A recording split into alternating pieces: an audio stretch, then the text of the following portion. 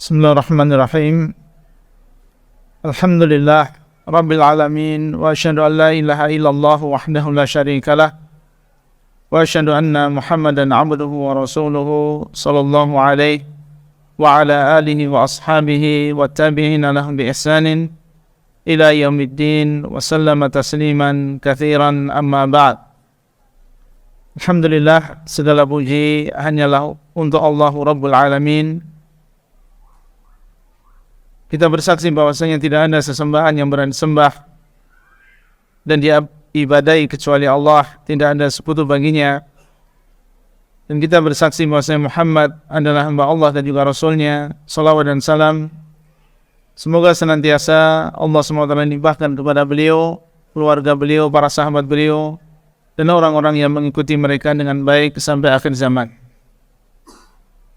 Para hadirin dan juga hadirat jamaah salat maghrib, jamaah Masjid Minang ya. Alhamdulillah, kita bersyukur kepada Allah SWT pada sore hari yang berbahagia ini. Setelah kita menunaikan salah satu di antara kewajiban kita sebagai seorang muslim, salat maghrib, dan alhamdulillah kita lakukan secara berjamaah sambil insyaallah menunggu datangnya waktu sholat berikutnya, itu sholat isya. Maka kita duduk sebentar di sini, menambah keimanan kita, saling berwasiat, saling menasihati, saling mengingatkan satu dengan yang lain. Bapak Ibu sekalian, sebagaimana kita tahu bahwa Allah SWT Rabbul Alamin menciptakan kita semuanya di dunia ini adalah untuk beribadah kepadanya. Ayat yang insyaallah bukan sesuatu yang asing bagi kita, yang menunjukkan bahwa Allah SWT menciptakan kita untuk beribadah kepadanya, yaitu firman Allah, "Wa ma khalaqatul jinna wal insa illa liya'budun." Dan tidaklah aku ciptakan jin dan manusia kecuali untuk beribadah kepadaku.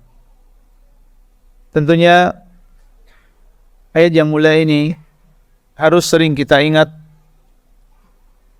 harus sering kita perhatikan, apalagi kita hidup di zaman yang penuh dengan fitnah yang melalaikan kita dari hikmah dan juga tujuan ini. Dan kalau kita mengetahui bahwasanya Allah SWT menciptakan kita untuk beribadah kepadanya, maka hendaknya seorang muslim dan juga muslimah menjadikan ibadah ini sebagai prioritas, bukan sebagai sambilan atau sampingan, karena memang Allah SWT menciptakan kita dari tidak ada menjadi ada, menciptakan dunia seisinya, memberikan rezeki kepada kita. Tujuannya adalah supaya kita beribadah kepada Allah, bukan justru menjadikan dunia ini sebagai tujuan utama yang melalaikan seseorang dari negeri akhirat. Nah, di antara ibadah yang disyariatkan oleh Allah Azza wa Jalla untuk kita semuanya, dan ibadah ini dan secara umum ibadah membawa kebahagiaan bagi seseorang baik di dunia maupun di akhirat. Dan di antara ibadah-ibadah tersebut adalah ibadah husnul dzan kepada Allah Azza wa Jalla. Ibadah husnul dzan kepada Allah Azza wa Jalla yang artinya adalah berbaik sangka kepada Allah Subhanahu wa taala. Maka perlu kita ketahui bahwasanya berbaik sangka kepada Allah ini adalah termasuk ibadah qalbiyah, ibadah yang berkaitan dengan hati, yang apabila kita praktekkan dalam kehidupan kita sehari-hari, dengan benar, dengan pemahaman yang benar, dengan pemahaman yang baik, maka insya Allah seseorang akan mendapatkan pahala plus dia akan mendapatkan kebahagiaan tersendiri dan dia akan mendapatkan semangat yang luar biasa dan optimisme yang luar biasa dalam mengarungi kehidupan dunia ini. Apa yang dimaksud dengan berbaik sangka kepada Allah? Berbaik sangka kepada Allah artinya adalah seseorang yakin, percaya bahwa Allah SWT akan memberikan kebaikan di dalam apa yang sedang dia hadapi. Baik itu perkara-perkara yang berkaitan dengan dunia sekarang ini ataupun perkara yang akan dia hadapi di akhirat.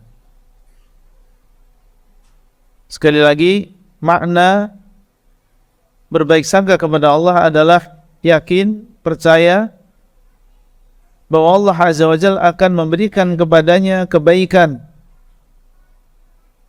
di dalam apa yang sedang dia hadapi sekarang ini, baik yang berkaitan dengan perkara dunia maupun yang berkaitan dengan perkara akhirat.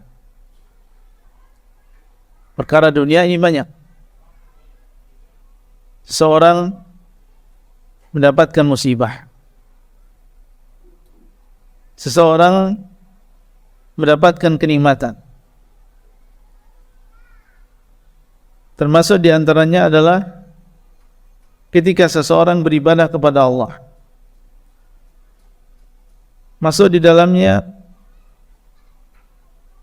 berkaitan dengan masalah ekonomi, pekerjaan, masalah jodoh, masalah pendidikan untuk anak-anaknya, masa depan untuk anak-anaknya, dan perkara-perkara yang lain yang dihadapi oleh manusia di dunia ini, dan juga masuk di dalamnya adalah perkara-perkara yang akan kita hadapi di akhirat. Termasuk ketika seseorang masuk di alam kubur, ketika nanti dibangkitkan oleh Allah, dikumpulkan di padang mahsyar, ketika ditimbang amalannya, ketika diberikan kitabnya, dan apakah dia masuk ke dalam surganya Allah atau dia masuk ke dalam nerakanya Allah Azza wa Jalla. Maka seorang muslim dan muslimah diwajibkan untuk berbaik sangka kepada Allah Azza wa Jalla. Mengapa kita berbaik sangka kepada Allah dan yakin bahwasanya Allah SWT akan memberikan kebaikan, hikmah yang dalam di dalam setiap apa yang kita hadapi?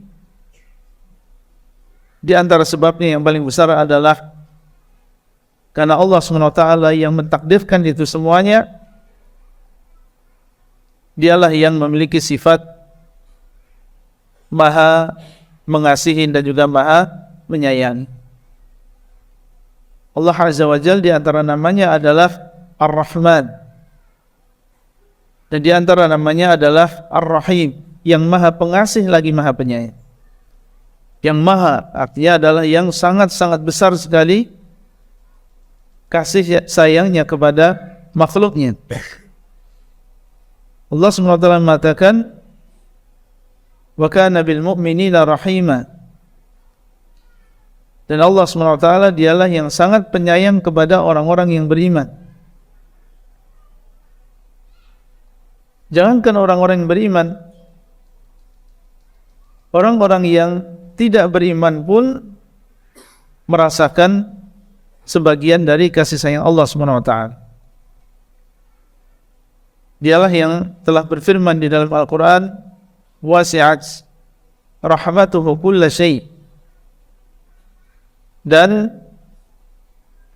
meluas rahmatnya Allah SWT segala sesuatu. Segala sesuatu bagi yang hidup, yang mati, bagi yang beriman maupun yang tidak beriman, semuanya merasakan bagian dari kasih sayang Allah Azza wa Jalla. Dan untuk orang-orang yang beriman, maka bagian kasih sayang Allah yang Allah berikan kepada mereka adalah lebih besar. Wa kana bil mu'minina rahima, dan dia yang sangat penyayang kepada orang-orang yang beriman. Di dalam sebuah hadis Nabi SAW mengatakan, "Lamma qada Allahu al-khalqa kataba fi kitabihi fa huwa 'indahu fawqa al-'arsy. Inna rahmati ghalabat ghadabi." Ketika Allah SWT menyelesaikan ciptaannya, maka Allah SWT menulis di dalam sebuah kitab di sisinya di atas arsy, "Inna rahmati ghalabat ghadabi." Sesungguhnya kasih sayangku mengalahkan kemarahanku. Hadis ini sahih diriwayatkan oleh Al-Imam Al-Bukhari rahimahullah, menunjukkan tentang betapa besarnya kasih sayang Allah SWT untuk makhluk. Dan di dalam hadis yang lain, Nabi SAW kembali menjelaskan tentang betapa luasnya rahmat Allah kepada makhluk-makhluknya. Di dalam sebuah hadis dikisahkan ada seorang wanita, dan dia termasuk tawanan perang kaum muslimin. Kemudian dia kehilangan putranya yang masih bayi, yang masih menyusui. Dalam keadaan dia takut, dalam keadaan dia khawatir, memikirkan bagaimana nasib anak tersebut, masih memerlukan ASI dan terpisah dari ibunya. Maka dia mencari di antara para tawanan saat itu. Kemudian Allah SWT mudahkan menemukan putranya, dan akhirnya dia dengan kegembiraan yang sangat dan kasih sayang yang meluap-luap memeluk putranya, menciumnya, mendekapnya erat-erat, dan pipinya dibanjiri dengan air mata. Dan saat itu Nabi SAW melihat pemandangan tersebut, dan bersama beliau para sahabat radhiyallahu ta'ala. Dalam keadaan seperti itu, beliau SAW mengingat bagaimana besarnya kasih sayang Allah Azza wa Jalla. Dan beliau ingin mengingatkan para sahabatnya bahwasanya kasih sayang Allah SWT lebih besar daripada kasih sayang ibu ini kepada putranya. Beliau mengatakan kepada para sahabat, "Atarawna hadhil mar'ata tarihatan waladaha finnar." Wahai para sahabatku, apakah kalian menyangka bahwasanya ibu ini dengan sifat yang baru saja kalian lihat, bagaimana dia meluapkan kasih sayangnya dan cintanya kepada putranya tersebut? Kita bisa bayangkan, dalam keadaan biasa saja, seorang ibu tentunya kasih sayangnya luar biasa kepada putranya, apalagi dalam keadaan demikian. Maka beliau mengatakan, apakah kalian menyangka bahwa ibu ini rela untuk melemparkan anaknya tadi ke dalam api? Karena begitu besar kasih sayangnya kepada anak tersebut. Maka mereka mengatakan semuanya, la wallahi, tidak demi Allah, tidak mungkin ibu yang memiliki sifat seperti ini dia rela ridha untuk melemparkan anaknya ke dalam api. Wa hiya taqdiru ala alla tatrahahu, sementara dia mampu untuk tidak melemparnya. Maka Rasulullah SAW setelah mendengar jawaban para sahabat, mengajak mereka berpikir. Beliau mengatakan, "Lallahu arhamu bi'ibadihi min hadhihi biwaladiha." Sungguh Allah SWT yang telah menciptakan kita, memberikan rezeki kepada kita, Dia lebih sayang kepada para hambanya dibandingkan wanita ini kepada anaknya. Sungguh Allah SWT lebih sayang kepada para hambanya dibandingkan wanita ini kepada anaknya. Padahal sekali lagi kita bisa membayangkan bagaimana kasih sayang yang ada pada ibu tersebut dalam keadaan seperti yang tadi kita sebutkan. Maka Nabi ingin menekankan bahwasanya kasih sayang Allah kepada kita jauh lebih besar daripada kasih sayang ibu tadi kepada putranya. Dari sini, Bapak Ibu sekalian, para ikhwah dan juga para akhwat sekalian, kita menyadari besarnya kasih sayang Allah Azza wa Jalla kepada kita semuanya. Dan kasih sayang Allah SWT terwujud di dalam syariat yang turun kepada kita. Allah sayangi kita sehingga Allah turunkan Al-Quran yang di dalamnya ada petunjuk bagi kita dan kebahagiaan bagi kita kalau kita berpegang teguh dengan Al-Quran. Allah sayang kepada kita, akhirnya Allah SWT mengutus Rasulullah SAW yang beliau mengajarkan kepada kita seluruh kebaikan yang bisa mengantarkan kita ke dalam surga Allah dan mengingatkan kita dari seluruh kejelekan yang bisa menjerumuskan kita ke dalam nerakanya Allah SWT. Dan kasih sayang Allah SWT juga terwujud di dalam apa yang Allah SWT takdirkan untuk kita semuanya di dalam kehidupan dunia ini. Baik itu yang berupa kenikmatan dengan berbagai jenisnya, baik itu yang berupa musibah dengan berbagai jenis dan juga kadarnya. Maka kalau kita perhatikan di dalam nikmat maupun di dalam musibah, di dalam ibadah atau dalam perkara yang lain, di sana ada rahmat Allah Azza wa Jalla. Sehingga dari sini, mengapa kita berprasangka baik kepada Allah? Karena yang mentakdirkan segala sesuatu, Dialah yang memiliki nama Ar-Rahman Ar-Rahim. Dialah yang Maha Penyayang, dan bahwasanya kasih sayang Allah Azza wa Jalla ini meliputi segala sesuatu, termasuk di antaranya adalah seluruh perkara yang dihadapi oleh manusia. Bapak Ibu sekalian, ada dua perkara yang minimal yang akan kita dapatkan apabila kita berbaik sangka kepada Allah. Pertama, kalau kita berbaik sangka kepada Allah, maka Allah akan memberikan kepada kita persangkaan baik tersebut. Dan tentunya inilah yang kita inginkan. Inilah yang kita angan-angankan.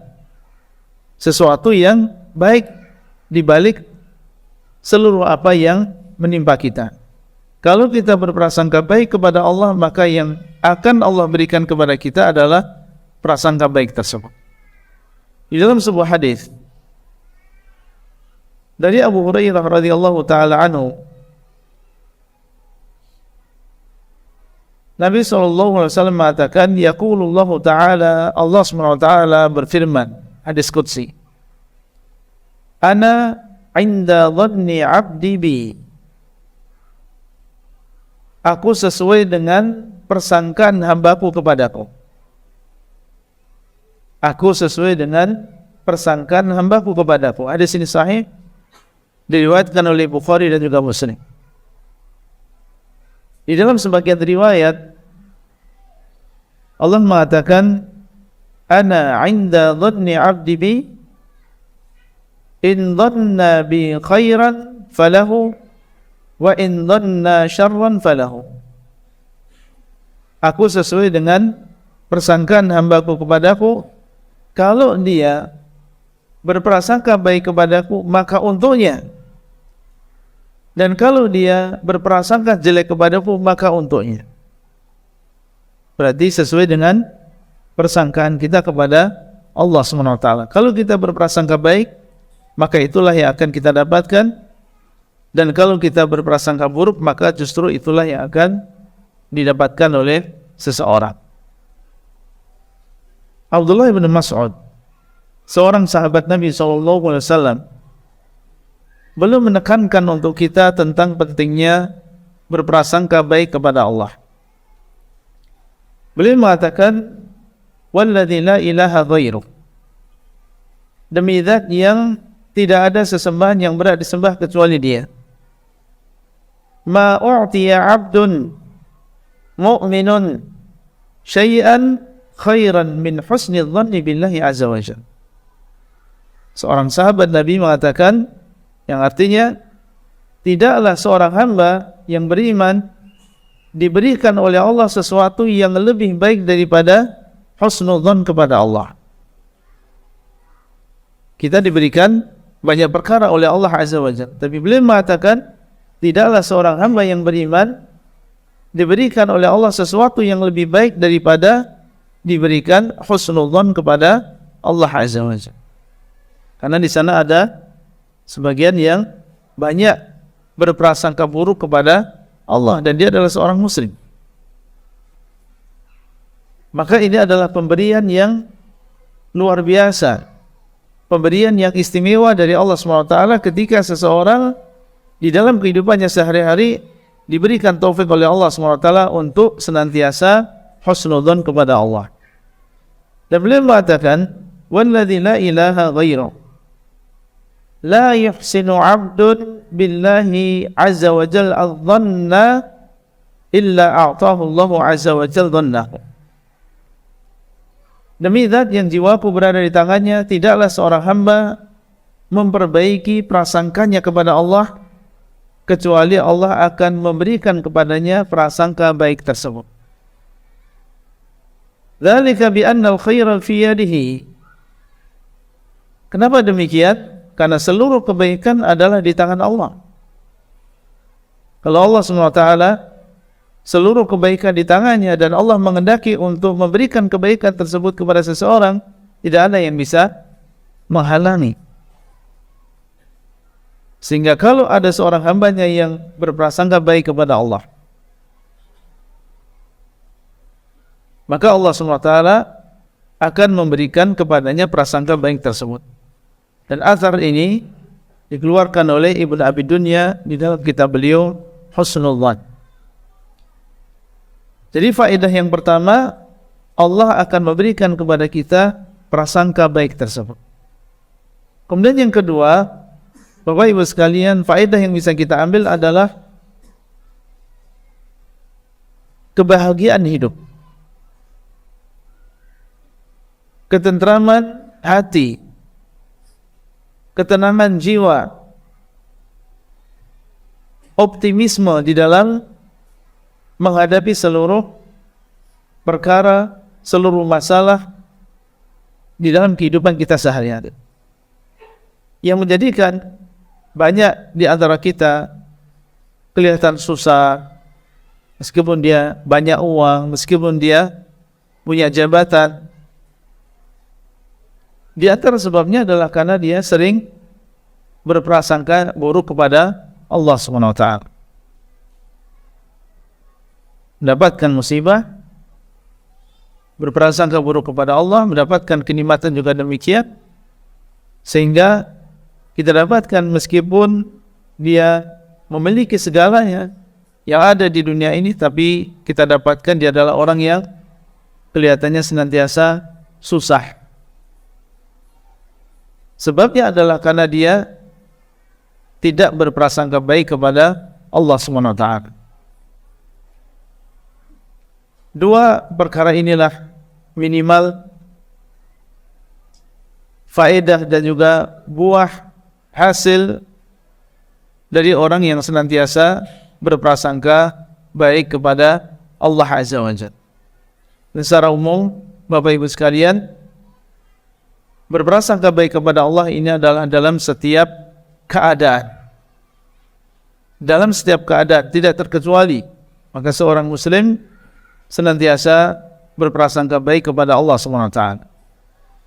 Di sana ada beberapa keadaan yang disebutkan oleh para ulama sangat ditekankan lagi kita memiliki husnudzan kepada Allah Azza wa Jalla. Saya sebutkan di sini, di antaranya yang pertama adalah ketika seseorang mendapatkan musibah. Dan siapa di antara kita yang tidak pernah terkena musibah? Kalau kita terkena musibah, yang kecil maupun yang besar, maka wajib bagi kita untuk husnudzan kepada Allah Azza wa Jalla. Berbaik sangka kepada Allah. Jangan kita berburuk sangka kepada Allah di dalam musibah yang menimpa kita. Bagaimana cara berbaik sangkanya?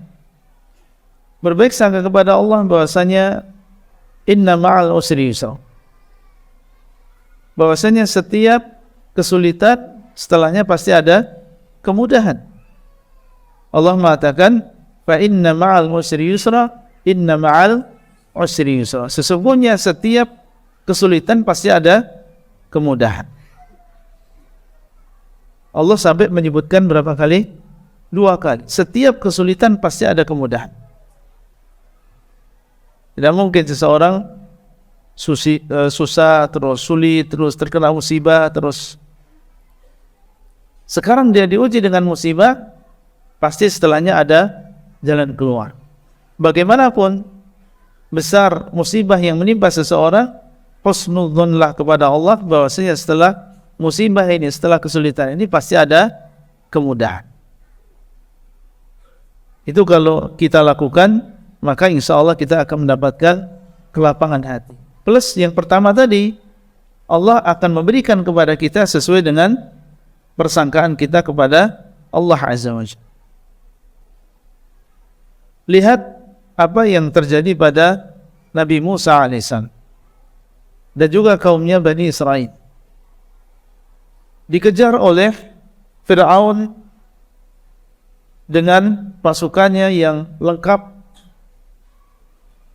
Ketika mereka sampai di Laut Merah dan tidak ada jalan, dan mereka melihat ke belakang, ternyata pasukan Fir'aun sudah dekat dengan mereka. Apa yang dikatakan oleh Bani Israel kepada Nabi Musa alaihissalam? Inna lamudrakun. Sesungguhnya kita ini akan habis sudah. Kita nggak ada jalan di depan. Nggak mungkin kita masuk ke dalam lautan dan di belakang kita akan datang Fir'aun dengan bala tentaranya yang lengkap persenjataan mereka, dan mereka adalah orang-orang yang terlatih. Dan jumlah mereka banyak, sementara Bani Israel hanyalah sedikit.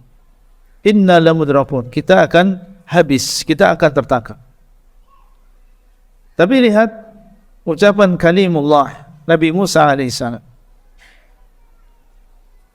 Dalam keadaan terjepit, dalam keadaan sempit, beliau alaihissalam husnudzan kepada Allah Azza wa Jalla. Beliau mengatakan, kalla inna ma'iya rabbi sayahdin. Beliau mengatakan kepada kaumnya, sekali-kali tidak. Beliau husnudzan kepada Allah, sekali-kali tidak. Mereka tidak mungkin menangkap kita, karena Allah SWT telah menjanjikan pertolongan kepada beliau. Inna ma'iya rabbi sayahdin. Sesungguhnya aku atau Rabbku bersamaku, dialah yang akan memberikan hidayah kepadaku. Di sini beliau berhusnudzan kepada Allah Azza wa Jalla, berbaik sangka bahwasanya Allah SWT akan menolong beliau. Inna lanansuru rusulana walladzina amanu fil hayatid dunya wa yauma yaqumul ashhad. Sesungguhnya kami akan sungguh-sungguh menolong para rasul kami dan orang-orang yang beriman di dunia ini maupun kelak di akhirat.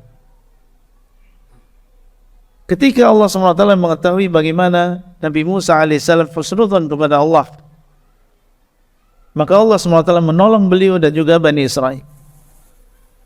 Fa'auhayna ila Musa an idrib bi'asakal bahra. Maka langsung Allah SWT wahyukan kepada Nabi Musa supaya beliau memukulkan tongkatnya ke laut. Beliau mendekat ke laut, kemudian beliau pukulkan tongkatnya di laut. Fanfalaqa, maka tiba-tiba laut menjadi terbelah menjadi dua, keringlah sebagian dari lautan tersebut dan terbagi menjadi dua. Kemudian Allah mengatakan fakana kullu firqin kattawdil 'azim, maka masing-masing dari belahan tadi seperti gunung yang besar. Dan ini adalah mukjizat yang Allah SWT berikan kepada Nabi Musa alaihissalam. Husnudzon kepada Allah SWT menjadikan seseorang keluar dari masalah yang dia hadapi.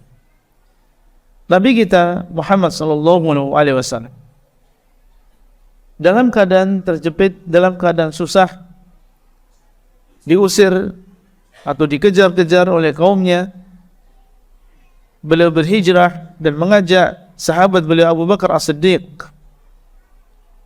Sampailah mereka di dalam gua dan orang-orang musyrikin mencari beliau SAW dan juga sahabatnya. Sampai di depan gua Hira tempat beliau bersembunyi.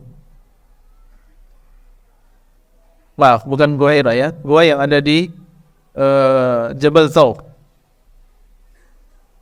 Kemudian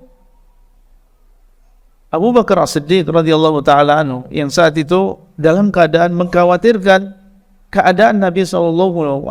Sementara beliau melihat orang-orang musyrikin sudah berada di atas gua tersebut. Seandainya mereka mengarahkan pandangannya ke bawah, niscaya mereka sudah melihat Nabi SAW dan juga Abu Bakar As-Siddiq. Maka Nabi SAW beliau tahu bahwasanya Abu Bakar mengkhawatirkan keselamatan Nabi, bukan mengkhawatirkan keselamatan dia sendiri. Maka beliau SAW husnudzon kepada Allah Azza wa Jalla dan mengatakan kepada Abu Bakar As-Siddiq, la tahzan, innallaha ma'ana. Janganlah engkau bersedih, sesungguhnya Allah bersama kita. Ucapan sesungguhnya Allah bersama kita, akan menolong kita, akan menyelamatkan kita, ini adalah bentuk prasangka baik kepada Allah SWT. Berprasangka baik dalam keadaan terjepit, dalam keadaan susah, bahwasanya Allah akan menolong, Allah akan memberikan kemudahan. Kemudian beliau SAW juga berkata kepada Abu Bakar As-Siddiq, ma dhannuka bithnaini Allahu thalithuhuma. Bagaimana pendapatmu tentang dua orang Allah SWT yang ketiga? Beliau yang pertama, kemudian Abu Bakar As-Siddiq, bagaimana pendapatmu dengan dua orang Allah Azza wa Jalla dialah yang ketiga? Maksudnya yang bersama beliau dan menolong beliau, menjaga beliau, menyelamatkan beliau. Maka Bapak Ibu sekalian, ini adalah bentuk dari husnudzon kepada Allah Azza wa Jalla, dan lihat bagaimana Allah SWT memberikan pertolongan. Allah bisa menjadikan orang musyrikin yang sudah berdiri di depan gua tadi menundukkan pandangannya dan melihat Nabi SAW dan juga Abu Bakar.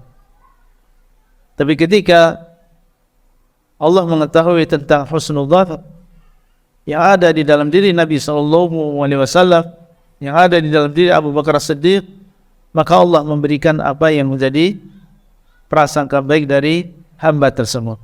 Maka demikian seorang muslim dalam keadaan ditimpa musibah, hendaklah dia optimis bahwasanya setiap kesulitan pasti ada kemudahan, dan bahwasanya Allah SWT akan memberikan jalan keluar. Allah SWT akan memberikan kelapangan.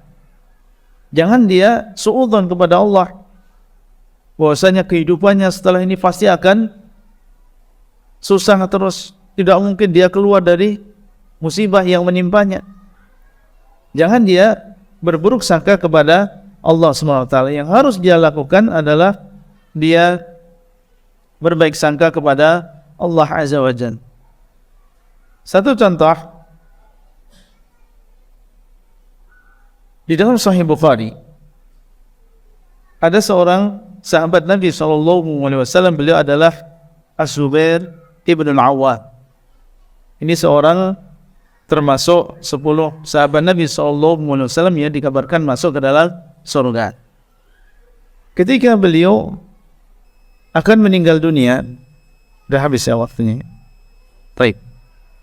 Mungkin adzan terlebih dahulu. Setelah adzan kita lanjutkan, bisa? Sebentar. Kisah ini tadi nanti kita sebutkan ya. Baik. Para jemaah sekalian, melanjutkan apa yang tadi kita sebutkan sebelum salat Isya. Ada sebuah kisah yang diriwayatkan oleh Al-Imam Al-Bukhari dalam Sahih beliau. Kisah yang menimpa Zubair bin Al-Awwam dan juga putra beliau Abdullah. Zubair bin Al-Awwam, sebagaimana kita tahu, beliau adalah salah satu di antara 10 orang yang dikabarkan oleh Nabi SAW masuk ke dalam surga. Beliau sebelum meninggal dunia memanggil putranya Abdullah. Dan Zubair bin Awwam saat itu memiliki hutang yang banyak. Beliau mengatakan kepada putra beliau Abdullah, "Ya bunayya." Dan beliau tahu bahwasanya setelah beliau meninggal dunia tentunya putra-putra beliau lah yang akan berusaha untuk membayarkan hutang-hutang bapaknya tersebut. Maka beliau panggil putranya Abdullah dan mengatakan, "Ya bunayya, in ajazta an syai'in min daini fasta'in alaihi maulaya." Wahai anakku, apabila engkau kesulitan untuk membayarkan sebagian dari hutang-hutangku, maka mintalah pertolongan kepada maulaku. Mintalah pertolongan kepada maulaku.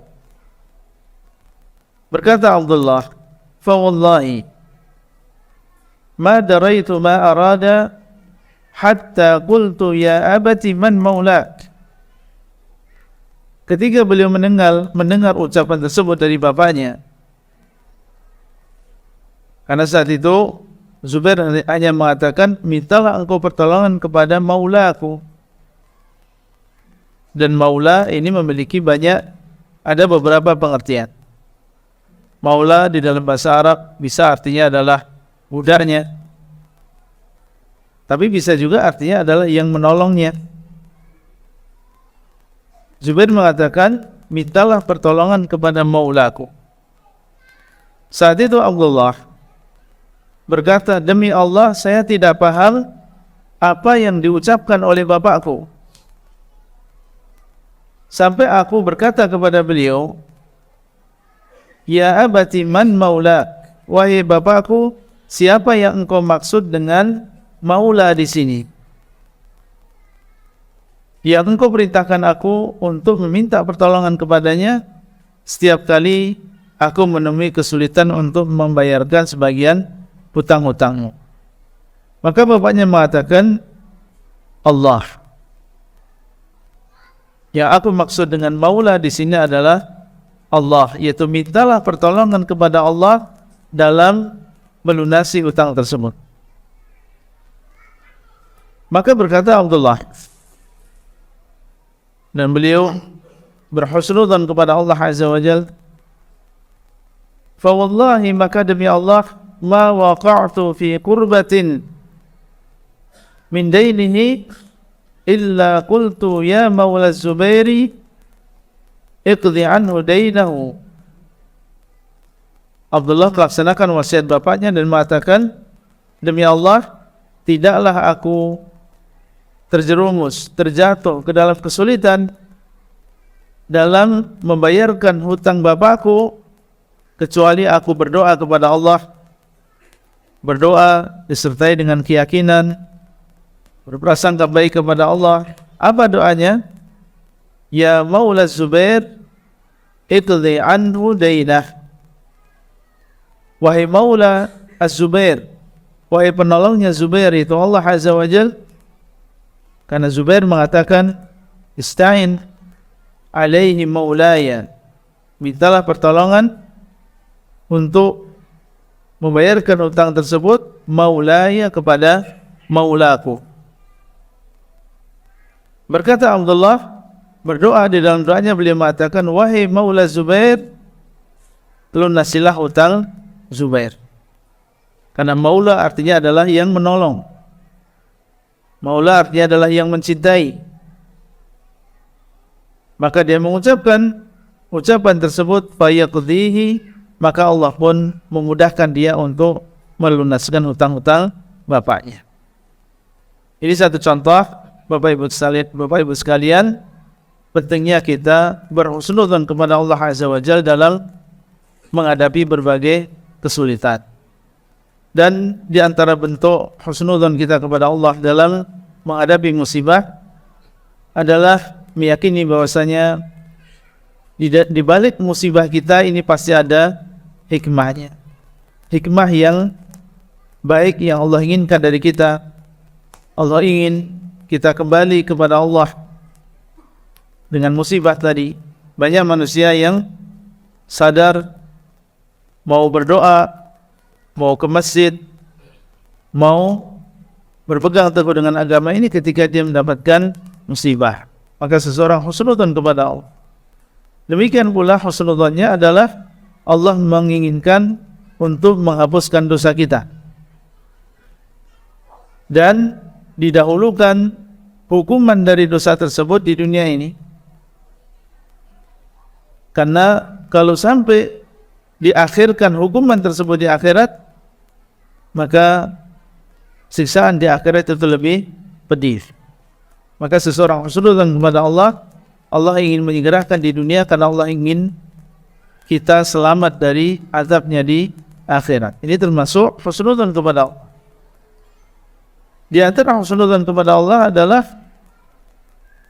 di dalam menghadapi musibah bahwasanya Allah SWT ingin mengangkat derajat seseorang.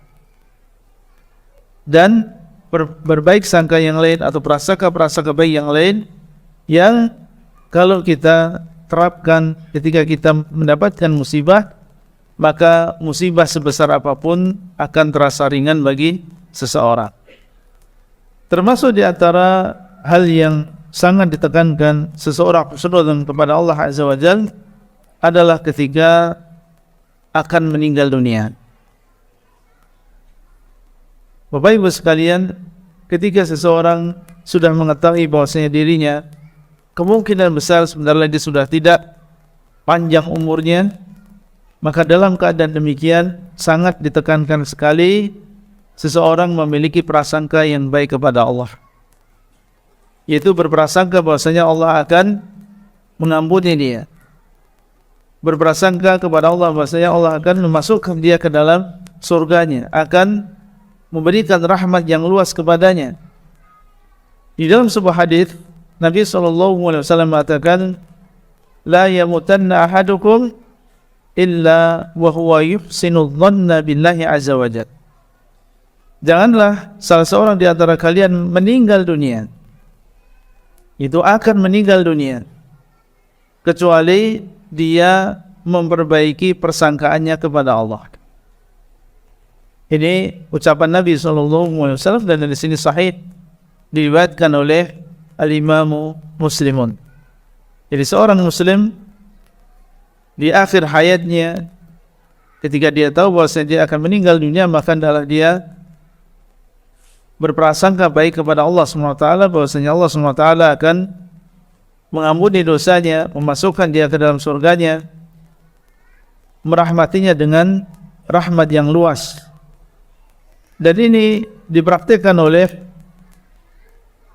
para salaf radhiyallahu taala anhum. Di antaranya adalah ucapan Ibrahim An-Nakhai, dan ini termasuk di antara cara bagaimana supaya saudara kita yang akan meninggal dunia ini memiliki husnudzon kepada Allah, karena Allah sesuai dengan prasangka hamba kepada Allah. Ibrahim An-Nakhai, beliau menceritakan apa yang dilakukan oleh para salaf dahulu. Kanu yastahibbuna ayyulaqqinul 'abda mahasina 'amalihi 'inda mautihi likai yuhsina dhanna bi rabbih. Dahulu para salaf, ini Ibrahim An-Nakhai menceritakan tentang apa yang dilakukan oleh para sahabat, para tabi'in, bahwasanya dahulu mereka menganjurkan supaya kita mentalqin seseorang ketika dia akan meninggal dunia, disebutkan di depannya amalan-amalan yang baik yang pernah dia lakukan. Perhatikan, kalau memang kita berada di dekat orang yang akan meninggal dunia dan dia adalah seorang muslim, dan kita tahu bahwasanya Nabi SAW menyuruh kita untuk husnudzon kepada Allah, dalam keadaan demikian maka kita sebagai orang yang hidup di sekitarnya mentalqin atau menyebutkan di depannya amalan-amalan baik yang pernah dia lakukan. Ini yang telah dilakukan oleh para salaf dahulu. Likai yuhsina dhanna bi rabbih, supaya dia atau muncul di dalam hatinya berbaik sangka kepada Allah. Contoh misalnya atau sebutkan, alhamdulillah pas antum meninggal insyaallah dalam keadaan Islam. Islam ini adalah agama yang hak, yang diterima oleh Allah Azza wa Jalla. Bapak adalah orang yang menjaga salat 5 waktu. Bapak sering melakukan salat berjamaah. Bapak suka berinfak. Bapak adalah dikenal dengan akhlaknya yang baik kepada keluarga. Amalan-amalan baik yang pernah dia lakukan disebutkan, supaya dia ingat amalan-amalan tersebut dan muncul di dalam hatinya berbaik sangka kepada Allah SWT. Dan Allah SWT akan memberikan persangkaan yang baik tersebut. Ini contoh. Kemudian contoh yang lain, ada seorang Arab Badui yang dia sakit. Kemudian dokter yang merawatnya mengatakan, innaka satamut, engkau akan meninggal dunia. Karena beliau melihat mungkin penyakitnya ini sudah parah dan tidak ada harapan untuk sembuh. Maka berkata orang Arab Badui tersebut, thumma ila aina sa'adhab, kemudian kemana aku akan pergi? Qala, berkata dokter tersebut, ilallah, engkau akan pergi kepada Allah. Engkau akan meninggalkan dunia ini dan engkau akan pergi kepada Allah Azza wa Jalla. Inna lillahi wa inna ilaihi raji'un. Kita semua adalah milik Allah dan kita akan kembali kepada Allah. Apa yang diucapkan oleh orang Arab Badui ini, dan dia orang yang paham tentang pentingnya husnudzon dalam keadaan seperti ini. Beliau mengatakan, ma karahati an adhhaba ila man la aral khaira illa min. Kalau aku kembali kepada Allah, kenapa aku benci? Kenapa aku bersedih? Untuk kembali kepada zat yang aku lihat bahwasanya seluruh kebaikan ini semuanya berasal dari Allah. Coba lihat bagaimana dia husnudzon kepada Allah Azza wa Jalla. Kenapa aku takut? Kenapa aku benci? Kenapa aku sedih? Aku akan kembali kepada zat yang seluruh kebaikan di dunia ini adalah berasal dari Allah. Muncul di dalam hatinya husnudzon kepada Allah Azza wa Jalla. Kemudian juga disebutkan ada seseorang yang dalam keadaan sakaratul maut. Kemudian orang-orang yang ada di sekitarnya berkata, "Ma tarallaha fa'ilan bik, ya fulan, apa yang engkau sangka? Apa yang Allah lakukan kepadamu nanti? Bagaimana persangkaanmu?" Faqala, maka laki-laki ini, dan dia termasuk orang yang mengetahui tentang pentingnya husnudzon kepada Allah dalam keadaan sakaratul maut, beliau mengatakan, "Laqad akramani wa ana fi dari, falan yakuna aqalla karaman wa ana fi darihi." Beliau mengatakan, sungguh Allah SWT telah memuliakan aku sedangkan aku berada di negeriku. Maksudnya adalah di dunia ini. Sungguh Allah telah memuliakan aku, memberikan kenikmatan kepadaku, memberikan kepadaku karunia yang banyak, sedangkan aku berada di rumahku, sedangkan aku berada di negeriku, yaitu di dunia ini. Falan yakuna aqalla karaman wa ana fi dari. Maka pastinya ketika aku nanti berpindah, ketika nanti aku meninggal dunia dan kembali kepada Allah dan mendatangi negeri akhirat, tentunya Allah akan lebih memuliakan aku. Jadi kalau sekarang saja aku berada di negeriku, di rumahku, Allah memuliakan aku dengan berbagai kemuliaan. Lalu bagaimana seandainya aku kembali kepada Allah, aku ke negeri akhirat, dan itu adalah negeri Allah Azza wa Jalla, negeri akhirat, tentunya Allah akan lebih memuliakan diriku.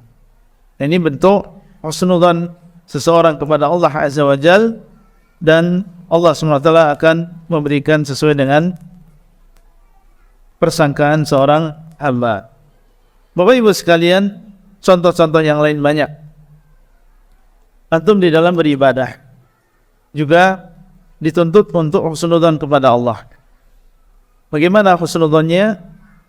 Berprasangka baik kepada Allah, bahwasanya Allah akan menerima ibadah yang antum lakukan.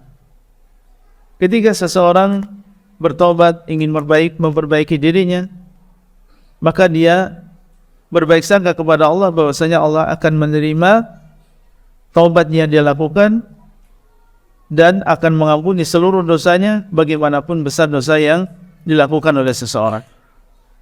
Ketika antum memiliki anak-anak yang antum didik, yang antum besarkan, maka seseorang husnudzon kepada Allah bahwasanya Allah akan memperbaiki mereka, bahwasanya suatu saat mereka akan menjadi penyejuk mata bagi diri kita. Bagaimanapun kita melihat, mungkin dalam perjalanan kita mendidik anak kita, mentarbiyah mereka, menyekolahkan mereka, terkadang kita melihat sesuatu yang menyedihkan, sesuatu yang tidak mengenakan diri dan juga hati orang tua. Maka seorang ibu atau seorang ayah hendaklah senantiasa husnudzon kepada Allah. Maksudnya Allah SWT suatu saat akan memperbaiki mereka, memperbaiki agama mereka, memperbaiki akhlak mereka. Jangan seseorang tergesa-gesa kemudian berburuk sangka kepada Allah, kemudian putus asa dan menganggap bahwa mereka adalah anak-anak yang tidak ada kebaikannya sama sekali. Seorang orang tua dituntut untuk berbaik sangka kepada Allah dan yakin percaya bahwasanya Allah SWT menghendaki kebaikan untuk anak-anak kita. Alhamdulillah mereka lahir di tengah-tengah keluarga muslim, orang tuanya muslim, bapaknya muslim, ibunya muslimah, orang tuanya mengenal sunnah, ibunya juga mengenal sunnah. Allah menghendaki kebaikan untuk anak-anak kita sehingga mereka lebih dekat dengan agama ini. Maka seseorang terus yang menampakkan dan memunculkan di dalam dirinya husnudzon kepada Allah Azza wa Jalla. Termasuk di antaranya ketika seseorang berdoa, maka dia berprasangka baik kepada Allah bahwasanya Allah akan mengabulkan doanya. Buktinya Allah SWT memudahkan dia untuk mengangkat tangan memudahkan dia atau mengingatkan dia sehingga hatinya berniat untuk berdoa, menggerakkan mulutnya, menggerakkan tangannya, mengangkat ke atas untuk meminta dan berdoa kepada Allah Azza wa Jalla. Maka seseorang berprasangka Allah ingin mengabulkan doa seseorang. Jangan dia berburuk sangka kepada Allah SWT. Dan seterusnya. Dalam seluruh perkara, seorang da'i ketika dia berdakwah, seorang guru ketika dia mengajarkan kepada murid-muridnya, bagaimanapun sulitnya dia mengajarkan ilmu tersebut kepada murid, bagaimanapun mendapatkan tantangan, ujian, diganggu ketika dia berdakwah, tapi dia husnudzon kepada Allah, suatu saat Allah SWT akan membukakan hati-hati mereka, akan membukakan pemahaman mereka. Sebagaimana dahulu Nabi SAW berhusnudzon kepada Allah ketika beliau ke Taif dan ingin mendakwai mereka, dan ternyata justru oleh orang-orang Taif saat itu ditolak. Bahkan mereka menyuruh anak-anak kecil untuk melempar batu kepada Nabi SAW. Ketika beliau pulang ke Mekah, datang malaikat Jibril dan mengatakan kepada Nabi Muhammad SAW bahwasanya di sana ada malaikat gunung yang siap menerima perintahmu. Kalau engkau menginginkan diangkat dua gunung yang ada di Mekah dan ditumpahkan, dijatuhkan kepada orang-orang Taif, niscaya dia akan melakukannya. Tapi Nabi SAW husnudzon kepada Allah. Beliau mengatakan, semoga Allah SWT mengeluarkan dari tulang sulbi mereka orang-orang yang kelak akan menyembah Allah Azza wa Jalla, akan mendapatkan hidayah. Kalau sekarang bapaknya tidak mendapatkan hidayah, semoga anaknya kelak juga mendapatkan hidayah. Dan benar sebagaimana yang beliau ucapkan, muncul dari orang-orang tersebut yang mereka menentang Nabi SAW dan memusuhi beliau, orang-orang yang mereka masuk Islam dan mengikuti agama Rasulullah SAW. Demikian seorang Muslim dari berbagai kalangan, baik dia adalah seorang muallim, seorang dai, seorang pekerja, seorang pedagang, maka masing-masing dari kita hendaklah berbaik sangka kepada Allah SWT. Satu hal yang perlu kita ingatkan dari sebagai penutup, harus kita bedakan antara berbaik sangka kepada Allah dengan panjang angan-angan, antara berbaik sangka kepada Allah dengan tertipu dengan angan-angan yang kosong. Apa bedanya? Berbaik sangka kepada Allah yang benar dan dipuji adalah berbaik sangka yang diiringi dengan usaha. Seseorang misalnya bertobat kepada Allah, maka berbaik sangka yang dibenarkan ketika seseorang bertobat kepada Allah dan berharap dosanya diampuni adalah ketika ada usaha darinya. Bagaimana usahanya? Dia berusaha untuk menyempurnakan syarat-syarat taubat yang diterima oleh Allah Azza wa Jalla. Menyesal, meninggalkan dosa tersebut, dan berjanji untuk tidak melakukan dosa tersebut di masa yang akan datang. Dia mengambil sebabnya, kemudian dia berprasangka baik kepada Allah bahwasanya Allah SWT akan mengabulkan, akan mengampuni dosanya dan juga menerima taubatnya. Husnudzon kepada Allah SWT bahwasanya seseorang akan mendapatkan jodoh yang saleh atau akan mendapatkan jodoh yang salihah. Silakan kita berhusnudzon kepada Allah, berbaik sangka kepada Allah bahwasanya dia akan mendapatkan sebentar lagi jodoh yang saleh atau yang salihah. Dan perlu dia ketahui bahwasanya berprasangka baik kepada Allah harus disertai dengan mengambil sebab. Dan sebab yang paling utama untuk mendapatkan jodoh yang saleh atau yang salihah adalah kita berusaha untuk menjadi orang yang saleh terlebih dahulu. Karena Allah SWT menyebutkan di dalam Al-Quran bahwa at-tayyibun lit-tayyibat. At-thayyibat lit-thayyibin. Wanita yang baik untuk laki-laki yang baik. Laki-laki yang baik untuk wanita yang baik.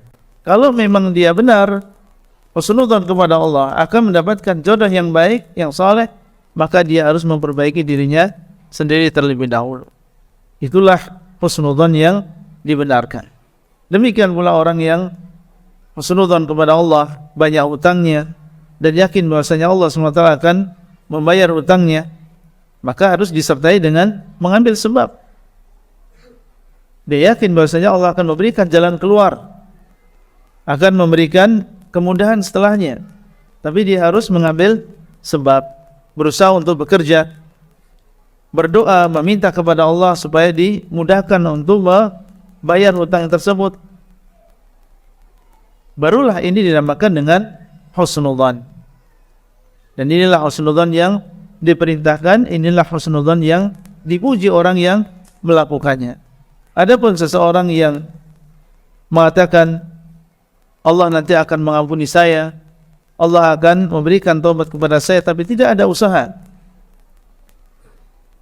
tidak mau tahu tentang bagaimana caranya supaya Allah mengampuni dosanya, bahkan dia berpaling dari menuntut ilmu dan terus melakukan berbagai kemaksiatan. Kemudian dia mengatakan Allah akan mengampuni saya, akan memberikan hidayah kepada saya, maka ini adalah tertipu dengan angan-angan, dan ini adalah berasal dari syaitan.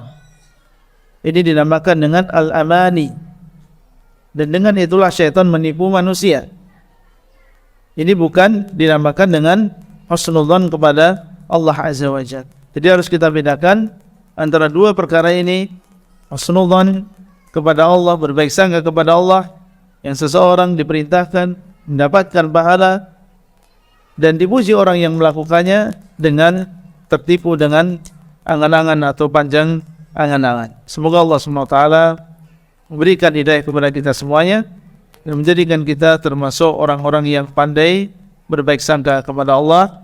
Barakallahu fiikum.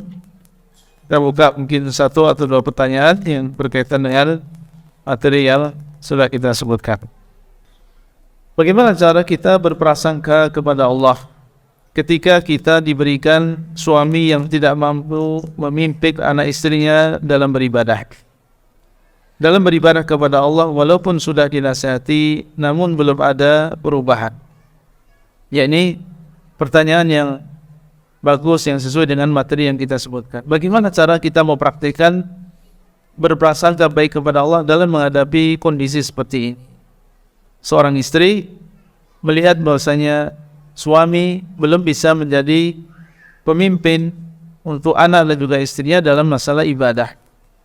Masih banyak di sana kekurangan, di sana dan di sini dalam masalah ibadahnya. Mungkin sholatnya belum istiqamah, sholat berjamaahnya juga belum disiplin, atau masih banyak melakukan berbagai kemaksiatan. Maka husnudzon kita kepada Allah SWT, Allah ingin membuka pintu dakwah untuk seorang istri, membuka pintu menasihati, membuka pintu amar ma'ruf nahi munkar, memberikan kesempatan kepada seorang istri untuk melakukan berbagai amal soleh tersebut. Ya, dan ini adalah termasuk bentuk husnudzon kita kepada Allah Azza wa Jalla. Allah ingin memberikan kepada kita pahala berdakwah di jalan Allah. Allah ingin memberikan kepada kita pahala bersabar di dalam berdakwah di jalan Allah Subhanahu wa taala. Dan husnudzon kepada Allah, suatu saat Allah Subhanahu wa taala akan memberikan hidayah kepada suami kita. Dan ini banyak terjadi, seorang istri menjadi sebab suaminya mendapatkan hidayah. Bertahun-tahun suaminya bekerja di sebuah tempat yang haram penghasilannya, tapi dia tidak putus asa untuk senantiasa memberikan nasihat kepada suaminya dan menyampaikan bahwasanya anak lebih bersabar dalam keadaan kekurangan daripada kamu tetap di situ meskipun memiliki uang yang banyak. Dan terus dia berusaha, dia mengaji dan dia menasihati suaminya sampai akhirnya suaminya terbuka hatinya dan akhirnya dia pun meninggalkan pekerjaan tersebut. Ada di antara mereka yang bertahun-tahun cuek dengan agama ini, sementara istrinya rajin dalam mengikuti kajian, tapi dia terus bersabar. Ya terus bersabar mengajak suaminya, menasihati suaminya sampai akhirnya dia terbuka mendapatkan hidayah, bahkan termasuk orang yang sibuk membantu dalam dakwah ini, menjadi panitia-panitia kajian, mengadakan atau menjadi DKM masjid. Sebabnya diantaranya adalah karena kesabaran yang dimiliki oleh seorang istri. Nah ini diantara husnudzon kita di dalam menghadapi masalah atau kondisi yang disebutkan. Baik, mungkin ada pertanyaan dari bapak-bapak? Satu? Dah, cukup. Baik, itu yang mungkin bisa kita sampaikan. Alhamdulillah alladzi bi ni'mati tatimmu shalihat. Jazakumullahu khairan atas perhatian Bapak Ibu sekalian, semoga bermanfaat. Sallallahu ala nabiyina Muhammadin wa ala alihi washabbihi ajmain. Wassalamualaikum warahmatullahi wabarakatuh.